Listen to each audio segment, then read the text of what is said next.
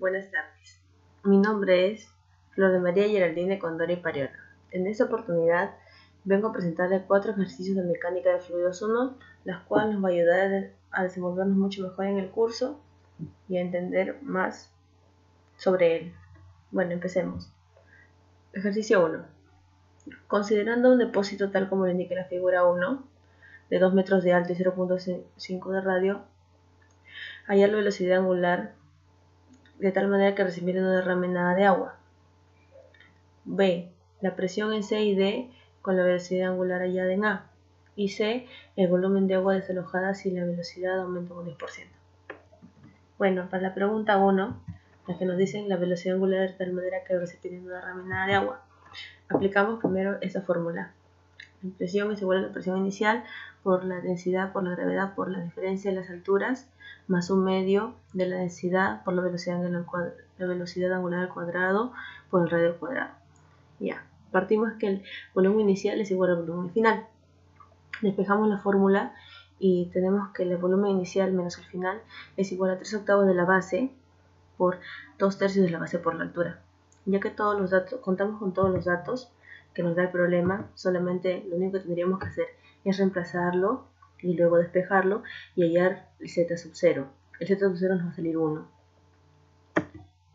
Y luego reemplazamos el z sub 0 en la fórmula que está acá, que es el z final es igual a z sub 0 más la velocidad angular al cuadrado por el radio al cuadrado sobre 2 veces la gravedad. Reemplazamos y nos sale que la velocidad angular es 8.86 radianes por segundo. Para la pregunta B, que nos piden la presión en C y D con la velocidad angular en A. Bueno, utilizamos la misma fórmula que ya hemos utilizado en la pregunta número 1 y hallamos la presión inicial. Reemplazamos todos los datos que tenemos y hallamos que la presión inicial es 0.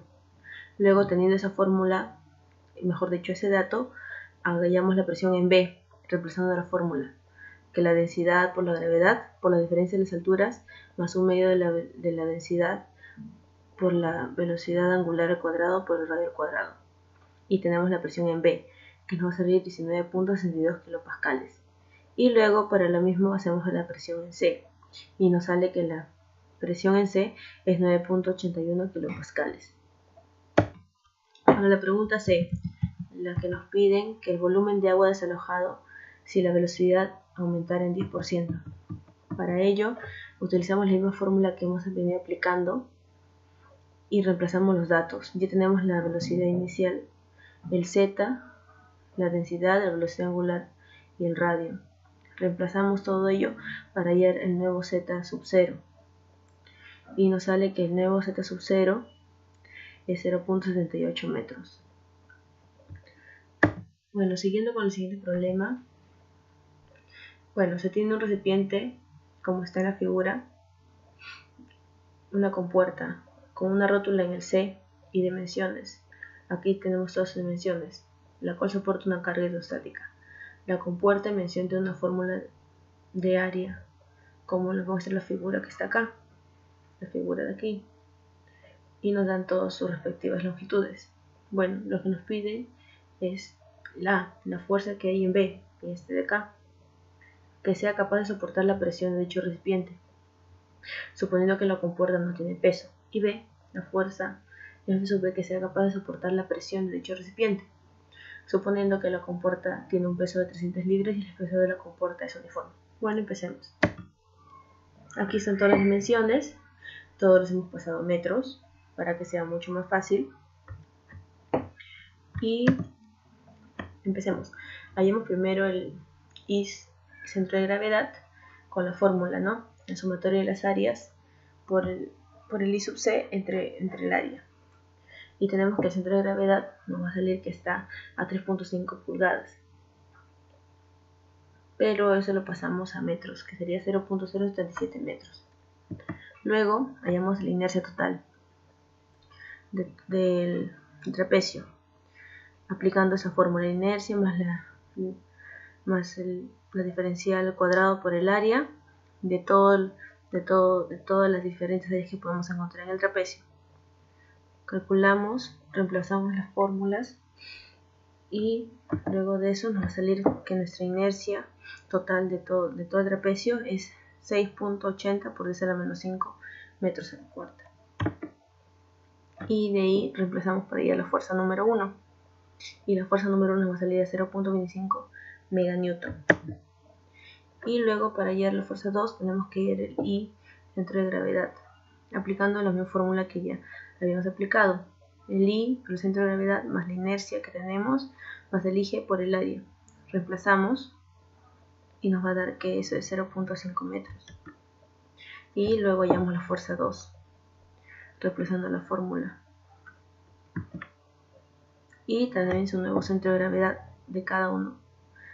Del F2 también hallamos su centro de gravedad, con la misma fórmula que aplicamos para hallar del centro de gravedad de la fuerza 1. Y nos va a salir que su centro de gravedad se encuentra a 0.22 metros. Y ahora pasamos a contestar las preguntas. La pregunta A, la cual nos pedía la fuerza que sea capaz de soportar la presión de dicho recipiente. Bueno, entonces hallamos la fuerza y ponemos toda la fórmula, ¿cierto? La fuerza 1 por el seno de 53 por 2.91 más la fuerza 1 del coseno de la suma de ambos, más la fuerza 2 por 0.22 menos la fuerza que queremos hallar, todo sobre 0.48 por 0.0254, y hallamos la fuerza en B. Y para la segunda, para B, la cual nos pide la fuerza que sea capaz de soportar la presión. Entonces reemplazamos los datos obtenidos y nos va a salir que la fuerza que soporta esta presión sería negativa. Continuando con el tercer problema, bueno, se tiene un tanque rectangular de 1.5 pies de ancho, tal como nos muestra en la figura, sabiendo que cuando llega a equilibrarse el sistema de aceleración del siguiente es igual a 0.4 veces la gravedad. Nos piden calcular el ángulo de inclinación que forma el líquido, que sería este, la presión en A y en B, y por último la aceleración para que empiece a derramarse el agua, sabiendo que ese tanque tiene una altura de 2.5 y cuando la aceleración es 0 la altura es igual a 1 metro. Bueno, pues sigamos. Ahí están todos los datos.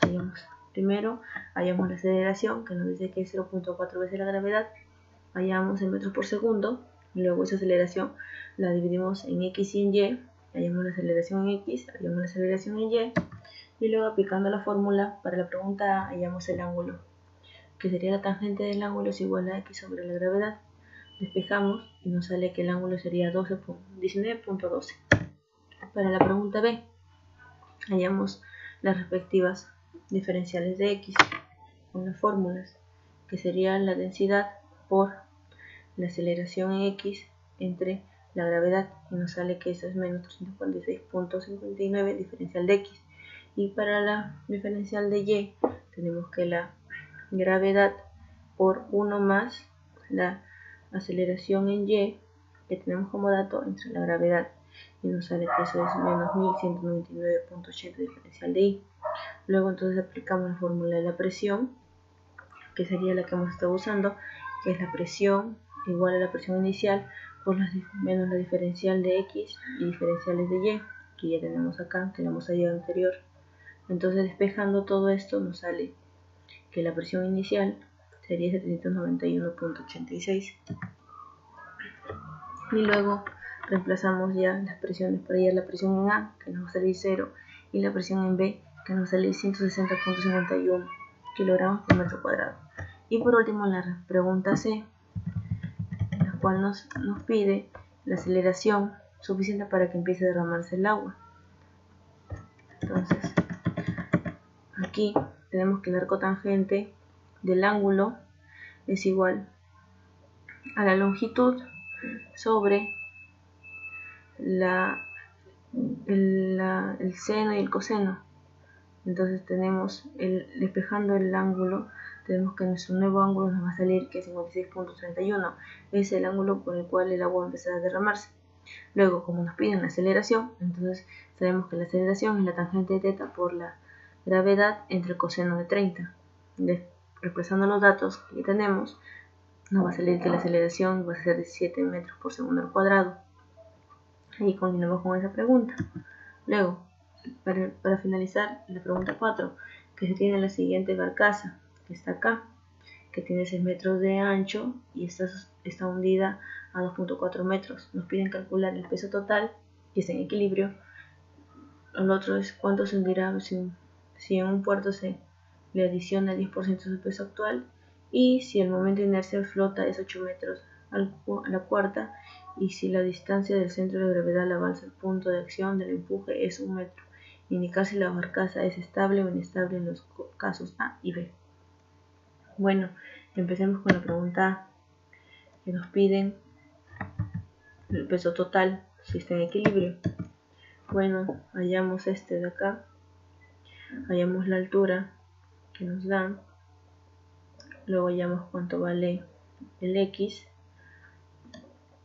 para saber cuánto es, nos sale que es 3.45, luego el área del trapecio, tenemos que ir al área del trapecio, nos sale que el área es 2.55 metros a la cuarta, para hallar el volumen, que es por 7, que es el ancho que nos dan, nos sale que es 1785 metros cúbicos, y luego sabemos que el empuje es igual al peso, y es la densidad por la gravedad por el volumen. Entonces reemplazamos la densidad, como es agua es 1000, la gravedad 9.81 por 1785 que nos ha salido anteriormente, y el peso sería 17.510.85 toneladas. Para la pregunta B, la cual nos pide cuánto se hundirá si en el puerto se le adiciona 10% del peso actual. Tenemos el peso actual, le adicionamos el 10% por 1.1, nos va a salir el nuevo peso. Ese peso ya lo tenemos, entonces como no sabemos cuál es la nueva altura que nos va a salir, entonces reemplazamos en la fórmula como anteriormente lo habíamos hecho, 1000 por la densidad por las distancias, pero esta vez tenemos un h que es la incógnita, la que tenemos que hallar, por el espesor, despejando el h, que es lo nuevo que se va a hundir, es el 0.02 metros. Y por último, la pregunta C, que nos pregunta si es el momento inercial de flotación. Nos dicen si es estable o inestable en los casos A y B. Entonces tenemos que la fórmula es Cm menos centro de gravedad menos el Ce tiene que ser mayor a 0. Entonces el I sobre el volumen menos 1 tiene que ser mayor a 0. Y como esto es mayor que 1, entonces decimos que es inestable. Muchas gracias.